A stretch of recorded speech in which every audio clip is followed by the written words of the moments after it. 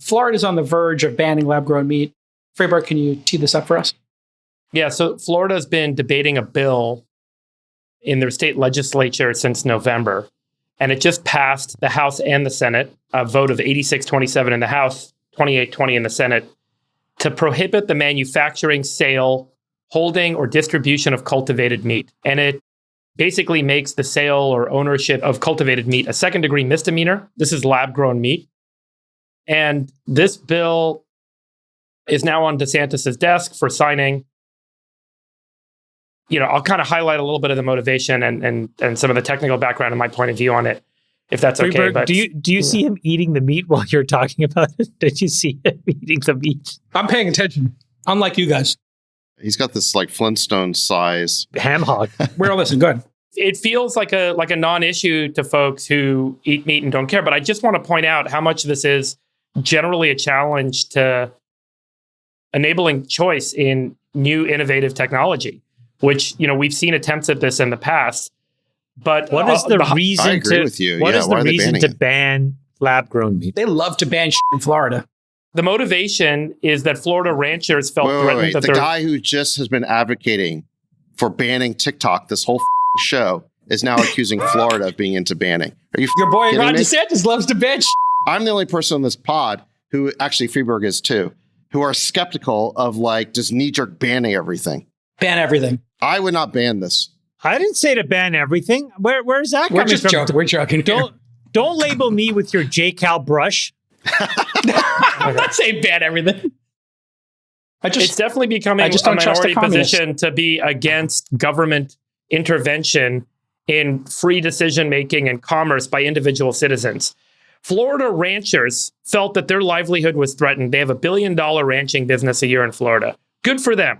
They should go ahead and compete with whatever new technology is emerging. I would say try a little role reversal. Imagine if, governments and states tried to ban the use of the tractor for fear of putting agricultural workers out of business, or, software companies that did accounting software got banned because it could put accountants out of business, or electric car production and use got banned because it could put traditional automotive manufacturers out of business. You could go down the list and you could create this position on nearly any new or emerging technology that feels threatening to an incumbent industry. And ultimately, it really only yields to regulatory capture and to a lack of choice and opportunity for new innovation and for consumers to make decisions about what they want. And the irony here is that so much of what's being consumed in the market space today, part of their rationalization is, oh, well, it's new technology. We don't know if it's good for you. We don't know if it's going to work. The truth is there are federal regulatory bodies that have oversight on this sort of thing. 20 years ago, almost all the cheese that we ate in the United States was made from rennet. Rennet is an enzyme that converts the protein in milk into cheese. We got rennet from the stomach of calves. We would scrape it out and sell rennet, and it would be used to make cheese.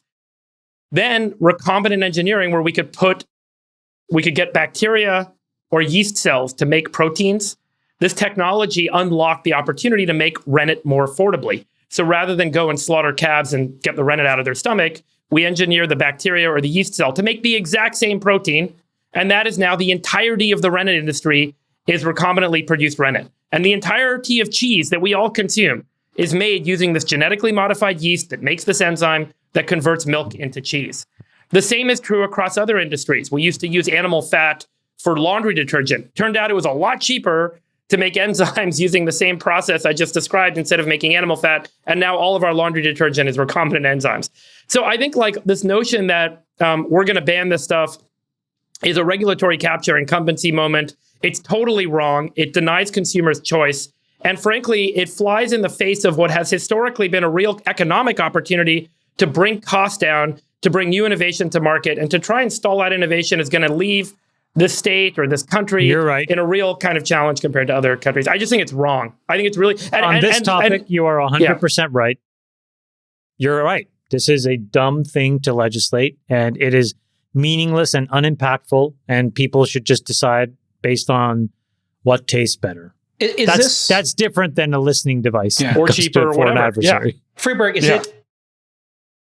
is the criticism of this that it's regulatory capture or it's part of like this anti-woke kind of vibes in Florida? There's a conservative movement in Florida which has taken hold, which I think this is key to. Now, in some ways, I would argue that conservative movement has really important sociological points of view. In other cases, I think it denies necessary innovation. It denies necessary advancement to move industry forward versus social change. And I think the ability to kind of obfuscate the two, that, transgenderism in schools and elementary schools is the same as the woke leftists from California making, lab-grown meat, and they all get kind of jammed together as one big tribal group. And therefore, we should ban it all. What will likely end up happening here is this will find its path to federal preemption. Historically, when we've seen states try to impose these sorts of bans, the companies that are ultimately affected, the innovators that are affected, go to the federal government and they try and legislate for a bill that says this stuff is legal and should be broadly available. That federal preemption then stops states' rights on having a ban in place. And so it's very likely that we'll end up seeing some legislation here over the next couple of years if this technology is ultimately beneficial. The problem is now that Florida's done this, I guarantee you're going to see Texas, which is a huge ranching state, and many other states step up to do it. It creates a really bad precedent for all other disruptive kind of industries to be blocked by their local economies that believe that they're under threat. And, it just creates like a lot of unnecessary chaos. So, Sachs, what is DeSantis's beef with fake meat? I don't know. I don't know what he's going to do in this case. But let me state clearly what I think, which is I think it's really terrible when a bunch of incumbents in an industry get together and try to shut out the innovative solution by inventing some unproven threat that they turn into some sort of But enough bogeyman. about TikTok. Right, but exactly. But enough about TikTok. What about I can see that one coming around the corner from a mile away. That's why I wanted to talk about this, because I think the two are so similar. And, They're not similar at all. Well, they're not similar. Go ahead, Zach. No, regulatory capture is regulatory capture, but this is a foreign adversary. But that's just a term of art. We're just, you can't fair just, enough. Fair enough. Yeah. We disagree on, that's fine. Fair enough. I think you guys have to have the intellectual honesty to say these are different issues. One is lab-grown meat versus ranchers in America. This is typical corruption and cronyism. Fine, whatever. Okay. Oh yeah, but you don't think that the other tech companies that compete with TikTok are secretly banding together to basically gin up this bill? I don't think they're secret. I don't think they're secretly banning. I think that they're they're overtly organizing. Yeah, just like the ranchers. But again, that typically still always gets cut on partisan lines. And what I'm saying is this is totally different than lab-grown meat versus ranchers. I just want to say one thing. The I can intellectual acknowledge the discourse differences, on this and I can program, acknowledge the similarities. I just want to make a point here. I think the intellectual discourse on this program is second to none. I mean, we are getting into the most refined details of this issue, and you just don't hear this anywhere else. So I just want to give myself and the rest of the crew a pat on the back. You just want to masturbate. I just want to. Yeah. No, I mean, we really did get into pretty in the weeds here. JCal, do you agree that the Florida bill is ridiculous and that it sets a terrible precedent? I didn't read it, but I would think that that's exactly what we said. There's nothing special about it. I can't imagine why somebody would want to ban mock meat other than crony capitalism, of course. And my question to you is, when is this going to taste good? When are you going to make this mock meat? Well, by the way, this bill makes no sense because the only reason they would do it is if they were afraid that the lab-grown meat was just so much cheaper and, frankly, so much tastier than what they make. And Friedberg, you've said this many times. Like, we are so orders of magnitude away from it being. Yeah, we're 10 years out. But by the way, why try and stop it from competing? Let the VCs that want to throw money at it. Let the scientists pursue it. Let the thing that's made America so successful be successful. By the way, imagine Elon got the Starship up today. You guys saw this thing and went into orbit. It was unbelievable, incredible. Imagine if Boeing and a bunch of defense contractors got together 10 years ago and said, we got to stop SpaceX. These guys are trying to do stuff in an unsafe way. We don't know. And they tried, and they will keep trying.